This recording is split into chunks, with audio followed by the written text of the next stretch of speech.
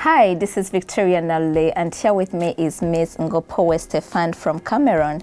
She is a lawyer with experience in the oil, gas, and mining sectors of Cameroon, and today she's going to take us through a brief overview of the petroleum sector of Cameroon. But before we start, I would like her to briefly introduce herself. Hi, I'm Stephanie Ngo Pouhe, coming from Cameroon, the francophone part of Cameroon. Sorry, so you hear my accent is not that well. I'm trying. So I'm a business lawyer. I have tried. I've decided to focus on oil, gas, and mining because Cameroon is endowed with a lot of mineral resources. So it was a good idea for me to go on oil, gas, and mining. So I've worked with a public contract agent in Cameroon, and after I've worked with a services called SIM Services, which is an expert in environmental impact assessment reports and counseling of oil, gas, mining companies in Cameroon. Thank you very much for the introduction. So today, because I know you have experience in the mining sector also, but today we want to focus on the petroleum sector. Could you please give us a brief overview of how the sector is in Cameroon? The sector is really balanced. So in 2018, Cameroon has become a country which export LNG. And at the same time, Cameroon had experienced a real issue, which was the blaze happening in the refinery, the only refinery of the country. So it was destroyed, and it was a real bad thing for Cameroon. And as well, investment, with the the downturn of oil prices, the investment in the oil have decreased by 10%. In 2018. So Cameroon is a bit trying to replenish the sector, the oil sector, and has started with strategies like the implementation of a new petroleum code. So and he has started to change things like put local content and change fiscal provisions like taxation and all this. And at the meantime, Cameroon has launched a promotional campaign over 8 blocks in Houston and London. So the sector is really balanced between the downturn of investment and the gas sector, which is developed. Thank you very much for that brief overview.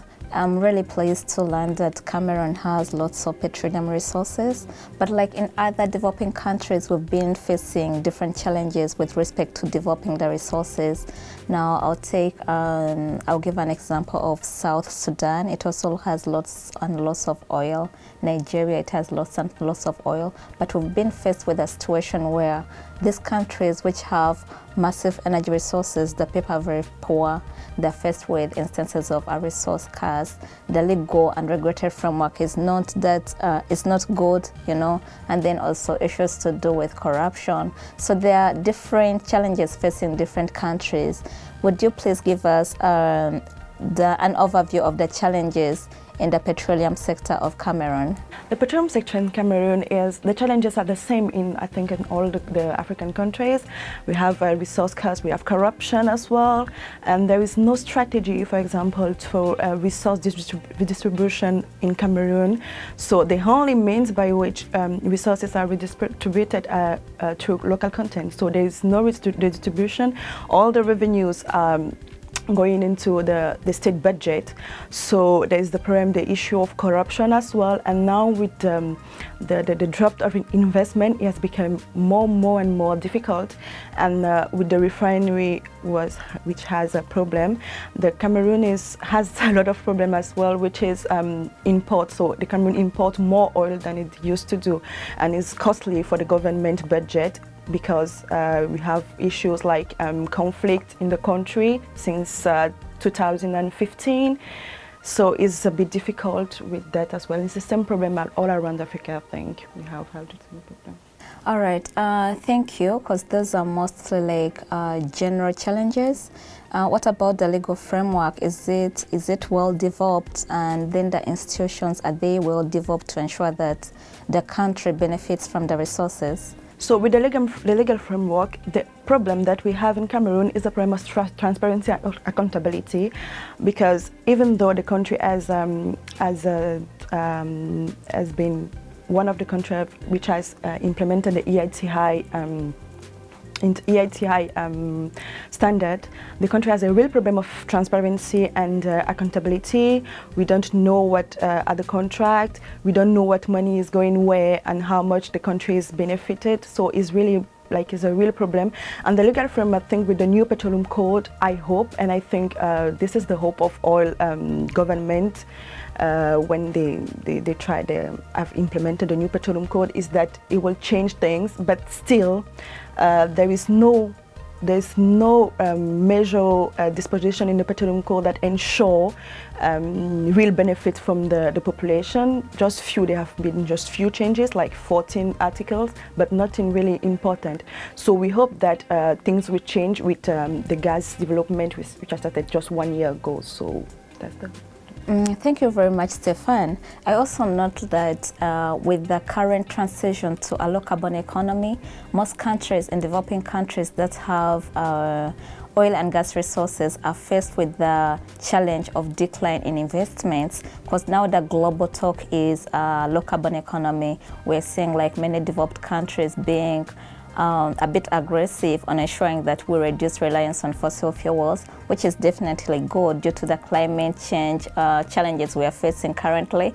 But also, as African countries and developing countries, we have to be aware of how we can adequately manage the decline of investments in fossil fuels. Because yes, we need to move towards a low carbon economy, but at the same time, if you look at the challenges we are facing in our countries, economic and also energy access challenges, it becomes imperative for us to use whatever energy resources we have, including oil, gas, and fossil fuels. But anyway, the focus right now is on Cameroon, and I will go ahead to ask Ms. Stefan, what are the way forwards to ensure that we tackle, or you tackle, the challenges in your country? Personally, I think to tackle the challenges in my country, we will have to enhance transparency and accountability. It's really important for the population to know what is going where, and as well focus on local content, because there is no strategy, there is no policy for local content. There's just few articles in the new Petroleum Code about local content, but there's no strategy, there is no policy in a country which is suffering of unemployment, country where people want to involve or to invest in a field like oil, gas is really important. The truth is that yes, we are going to low carbon transition, but at the same time we will need commodities like gas, and the country is developing gas, but still nothing is well. The people are not involved, nationals are not involved. So I think the best way to tackle is to involve nationals through local content and transparency and accountability. Thank you very much. You've raised very important issues with respect to transparency, accountability, and also the aspects of local content, because definitely we do need the local people to be involved in the oil and gas sector. But in most cases, the question that arises is, are these local people well equipped to take up their jobs? Because there are many opportunities, definitely. There are also many opportunities for the youth, for the women, but then are they well equipped? Do they have the necessary education, the necessary expertise to ensure that they take up these jobs? In the country, since 3 years or 5 years, I think, some like universities and some branches and other unis have opened like some certifications in oil, gas, for engineers, for lawyers. I think recently in a public university in Douala, which is the economic capital of Cameroon, we have petroleum law, we have a mining law. So there is things are evolving to make the locals being more professional. And with the local content as well, the companies has the obligation to train the local workers. So I think with a good strategy, with a good policy, the country can make it, yeah. Thank you very much for that. I do totally agree. Like at the end of the day, even if we have the local content requirements in our laws, it will be useless if the people are not ready to take up such opportunities. So I'm really proud by what your country is doing, and I'm sure if they're to take into consideration the key aspects you've highlighted, including the need for transparency and accountability in the sector, and also improvement in the legal and regulatory framework, the issue of local content to ensure that the local people actually do benefit from these resources, then I'm sure like many people will be able to benefit from the oil and gas resources of Cameroon. So this is a last question. It's just for you to, because you're a young girl and you have achieved a lot at a young age. So sometimes I do ask my guests to just give a piece of advice to young people out there. Yeah, maybe young people in your country. What would you consider, what would you advise them to do to make it in the sector? The only thing I will say to young people in my country is to fight and stop complaining. Because young people, they like to complain, we don't have this, the government is not doing this. But no one will come and do things for you. So you have to fight, you have to fight to find a dream, and you have to fight for your dream. But people don't have dreams, they're dreamless, they are just doing things because they have to do. So you have to find a dream, to find something to do, and then go on, because no one will come and do it, not even the government will do it for you. All right, thank you very much, Stefan. I do totally agree. Like for the young people, they really have to have big dreams and they should not be limited. You know, in most cases, you find people who are very talented, but then they lack the passion. Or someone might be passionate, but then when they're faced by a few obstacles, they give up. So the issue will be here to dream big, be persistent, and then work hard, because at the end of the day, even if you have big dreams but you're not willing to work, then it will not work out. Stefan, it was a pleasure hosting you. Thank you very much. And then I'll be sharing your contact details with our viewers. The email address and phone number will all be written on the screen. So stay tuned. Do not forget to subscribe to my YouTube channel, Victoria Nalole. This video will be available on my YouTube channel, and also a podcast about the same conversation will also be made available. Stay tuned and feel free to always contact Stefan if you have any questions with respect to oil, gas, energy and mining in Cameroon. She is the person. Thank you very much. Thank you.